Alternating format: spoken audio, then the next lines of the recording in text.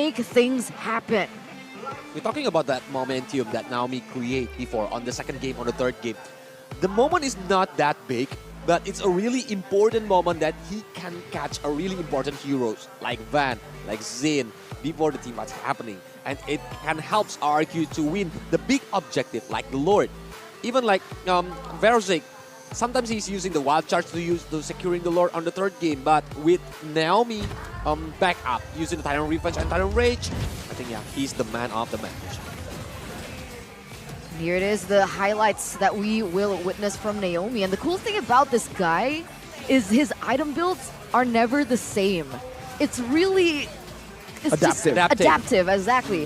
When he goes in for a pick of a hero, he knows that he needs to dive in first. Usually he opts for that Immortal firsthand, but if we saw earlier on, he actually went in for the Athena shield first, and the question is why? The Athena shield is for covering up against the Sin damage from the Astral Recall. It's really important because he loves to hide, and Sin will look for him. But yeah, after this moment, it's too overcommitted, but Naomi, on the side, it's like covering fans to not run away. Even someone cannot running away. He just can't recall there, losing his immortality, and RQ get that momentum. And this one, because Aran is shows on the bottom lane, and Van is alone near the Lord pit. That's why Naomi is using the Tyrant Revenge, the flicker on point, bullseye to Van, and they got the Lord, even they winning the team fights.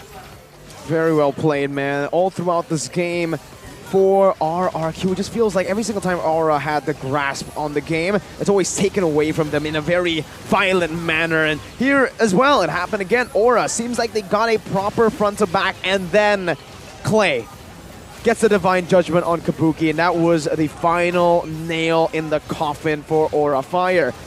Though we have to point out that there were so many mistakes made by Mr. Princeman Aranman.